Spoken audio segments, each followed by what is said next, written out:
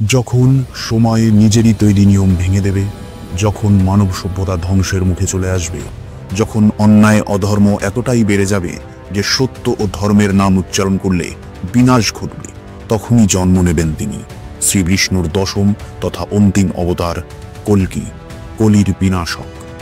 নমস্কার, আপনাদের সঙ্গে আমি সৌরভ। আজ হাজির হয়েছি বর্তমানে সবচেয়ে আলোচিত পৌরাণিক কাহিনী কল্কি পুরাণের গল্প নিয়ে।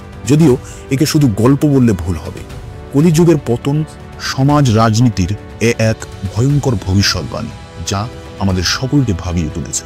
শাস্ত্র অনুযায়ী কলিযুগের সূচনা হয়েছিল আনুমানিক 3102 খ্রিস্টপূর্বাব্দে, যখন শ্রীকৃষ্ণ দেহ ও পৃথিবী ত্যাগ করেছিল।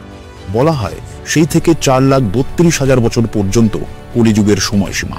এর মধ্যে মাত্র 5,000 বছরই অতিবাহিত হয়েছে। এখনো প্রায় 4,27,000 বছর বাকি। এই দীর্ঘ একটি সময়কালে আমাদের পৃথিবী কোন দিকে যাবে, কি অবস্থা হবে জগতের, কল্কি পুরাণে আছে তার ভবিষ্যৎবাণী। বর্তমানে আমরা প্রায় সকলেই জানি, মহাভারতের যুদ্ধ শেষে অর্থাৎ রাজা পরীক্ষিতের সময়কাল থেকেই কলিযুগের সূচনা হয়েছে। কিন্তু কলির সৃষ্টি হলো কি করে, কি তার পরিচয়? কল্কি পুরাণে অধর্মের মূর্ত প্রতীক কলির বংশ বর্ণনা অনুযায়ী কলির প্রপিতামহ ছিলেন অধর্ম। অধর্মের জন্ম হয়েছিল ব্রহ্মার পিঠ থেকে উৎপন্ন একটি অন্ধকার এবং মারাত্মক একটি পাপী বস্তু থেকে। এই অধর্ম ও তার স্ত্রী মিথ্যার পুত্র দম্ভ, দম্ভ ও মায়ার পুত্র ক্রোধ, ক্রোধ ও হিংসার পুত্রই হল স্বয়ং কলি। কলি এবং তার পরিবারের সদস্যরা পৃথিবীতে মানব রূপ ধারণ করে দাপর যুগের শেষ এবং কলিযুগের শুরুতে। তারা মানব জাতির হৃদয় ও মনকে আরো কলঙ্কিত করে প্রভাব বিস্তার করে। কলিযুগের সামাজিক অস্থিরতা ও পাপের মূল কারণ হল মানুষের নৈতিক ভিত্তি দুর্বল হওয়া নয়, বরং মিথ্যা, দম্ভ, ক্রোধ এবং হিংসার মতো নেতিবাচক মানসিক শক্তির দ্বারা সক্রিয়ভাবে মানব চেতনাকে গ্রাস করা, যা কলিযুগে তাদের চরম বিনাশকারী ভূমিকা নির্দেশ করে।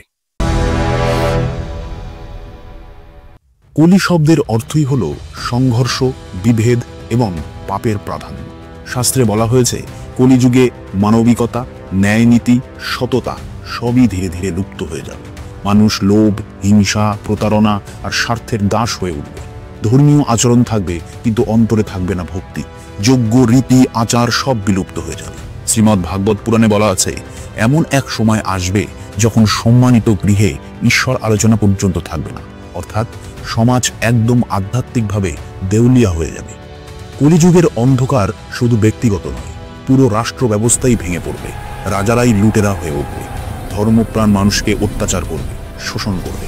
ঐতিহ্যবাহী বর্ণ ধর্ম নিশ্চিহ্ন হবে এবং সমাজের ক্ষমতা যাবে অযোগ্য আর লোভী মানুষের হাতে।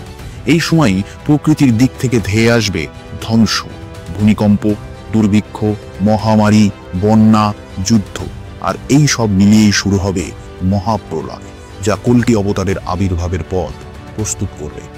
কল্কি পুরাণ অনুসারে কলিযুগের অধঃপতন 4টি ধাপে সম্পন্ন হবে, যা ধর্মীয়, সামাজিক ও মানবিক স্তরের ক্ষয় নির্দেশ করবে। প্রথম পর্যায়ে ধ্বংস হবে সামাজিক কাঠামো। মানুষ নিজেদেরই মধ্যে ঈর্ষায় খুনোখুনি করবে মিথ্যে ষড়যন্ত্রে। নারী জাতির সম্মান থাকবে না, সমাজে তারা চরম অত্যাচারিত হবে।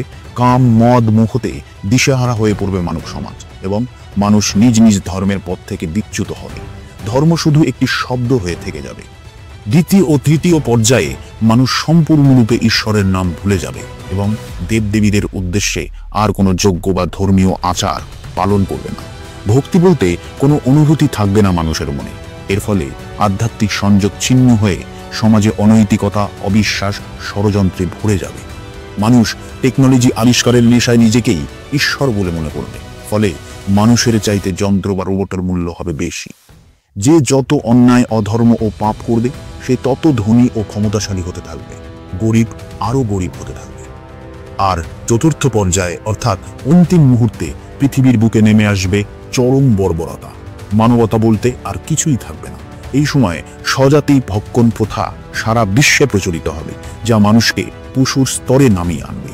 আর এই চরম সংকট হিসেবে অধর্ম ও অমার্জিত শক্তির উত্থান হবে। তখন অধর্মীরা পৃথিবী শাসন করবে। লেচ্ছরা অধর্মীয় নীতি অনুসরণ করবে, যেখানে বর্ণ ব্যবস্থা উল্টে যাবে এবং ব্রাহ্মণদের প্রতি কোনো সম্মান থাকবে না। তারা যজ্ঞ ও ধর্মীয় আচার পালন থেকে বিরত থাকবে। এই সময় মানুষের শারীরিক অবনতিও চরম পর্যায়ে পৌঁছবে। তাদের গড় আয়ু কমে মাত্র 16 বছর হয়ে দাঁড়াবে। মেয়েরা 7-8 বছর বয়সেই গর্ভবতী হয়ে পড়বে। পৃথিবী জুড়ে চলবে এক অন্ধকার পর্ব। হিন্দু ধর্মে অবতারবাদের ধারণা অনুযায়ী ধর্ম রক্ষার জন্য ভগবান যুগে যুগে অবতীর্ণ হন, যেমনটা শ্রীকৃষ্ণ বলেছিলেন, ধর্ম স্থাপনার্থায় সম্ভবামি যুগে যুগে। কলির ধ্বংসলীলা ও অধর্ম যখন চরম সীমায় পৌঁছবে, তখন এই চূড়ান্ত অবস্থায় দেবতারা ব্রহ্মার কাছে এবং অবশেষে বিষ্ণুর কাছে বৈকুণ্ঠে গিয়ে পৃথিবীর সুরক্ষা চাইবে। বিষ্ণু দেবতাদের থেকে কলির নির্যাতনের বিবরণ শোনার পর প্রতিশ্রুতি অনুযায়ী ধর্ম স্থাপনের জন্যই তিনি আবার কল্কি অবতারে এই পৃথিবীতে জন্ম নেবেন। কল্কি নামের অর্থ পাপ বিনাশকারী। শ্রী বিষ্ণুর এই 10ম অবতার কল্কির ভূমিকা অন্য সব অবতারের চেয়ে বিশেষ, কারণ তিনি শুধু দুষ্ট দমন করবেন না, বরং নতুন সত্য যুগেরও সূচনা করবেন। জগৎ উদ্ধারে অবতীর্ণ হবেন কল্কি ভগবান। কিন্তু কোথায়, কবে, কার গর্ভে? কল্কি পুরাণে স্পষ্টভাবে উল্লেখ আছে, উত্তর ভারতের উত্তরপ্রদেশের মোরাদাবাদের অন্তর্গত সম্ভল গ্রামের এক মনোরম ও আধ্যাত্মিক পরিবেশে বিষ্ণু ভক্ত দম্পতি বিষ্ণু যশা ও সুমতির ঘরে কোনো এক বৈশাখ মাসের শুক্ল দ্বাদশীর পুণ্য লগ্নে জন্ম নেবেন এক দিব্য শিশু কল্কি। জন্ম থেকেই দিব্য গুণের অধিকারী কল্কি সময়ের সঙ্গে সঙ্গে একজন পরিপূর্ণ যোদ্ধা হয়ে উঠবেন। কল্কিকে সাহায্য করার জন্য এক এক করে তার সঙ্গে যুক্ত হবেন 8 চিরঞ্জীবী। কল্কি পুরাণে বলা হয়েছে, চিরঞ্জীবী পরশুরাম স্বয়ং কল্কির গুরু হবেন। তিনি কল্কিকে অস্ত্রবিদ্যা ও শাস্ত্রবিদ্যায় প্রশিক্ষিত করবেন। মহাদেবের আশীর্বাদে তিনি পাবেন দৈব শক্তি, যা দিয়ে তিনি দুষ্কর্ম আর অধর্মকে ছিন্ন করবেন। শুধু তাই নয়, কল্কি অবতার পারিবারিক ক্ষেত্রেও শক্তিশালী সমর্থন লাভ করবেন। বিষ্ণুর পূর্ববর্তী অবতার রামের মতো কল্কিরাও হবেন 4 ভাই। তার অন্য 3 ভাই সুমন্ত, পাগ্য ও কবি। ধর্মের পুনঃপ্রতিষ্ঠা করার জন্য কল্কিকে সহায়তা করবে সর্বতোভাবে। কল্কির 2 স্ত্রী থাকবেন। প্রথমজন হবেন পদ্মা, সিংহল সাম্রাজ্যের রাজকন্যা, যিনি দেবী লক্ষ্মীর রূপ, এবং দ্বিতীয় স্ত্রী হবেন রমা, তিনি বৈষ্ণবীয় শক্তির রূপ এবং রাজা শশীধ্বজের কন্যা। কল্কির 4 ছেলের নাম হবে জয়, বিজয়, মেঘওয়াল ও বালাহক। রণসজ্জায় অন্তিম অবতার কল্কির বাহন হবে দেবদত্ত নামে একটি সাদা রঙের ঘোড়া, আর এই ঘোড়ার পিঠে চেপেই নন্দক বা রত্নমারু তরোয়াল দিয়ে তিনি পাপীদের বিনাশ করবেন।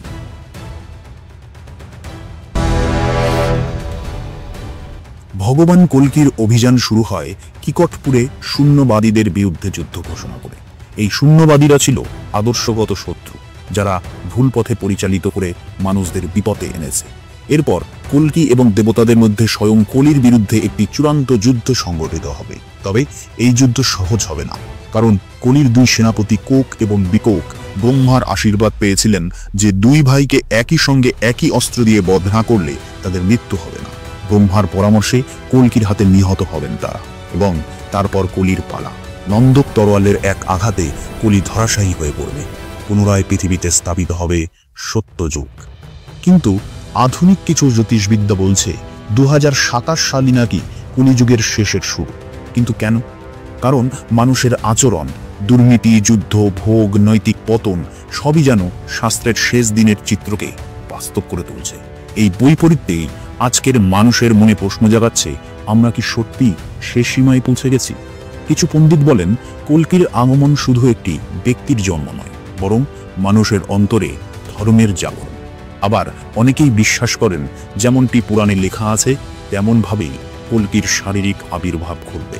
কলিযুগ মানেই অন্ধকারের শেষ সীমা, কিন্তু অন্ধকার মেঘের আড়ালেই সূর্য থাকে।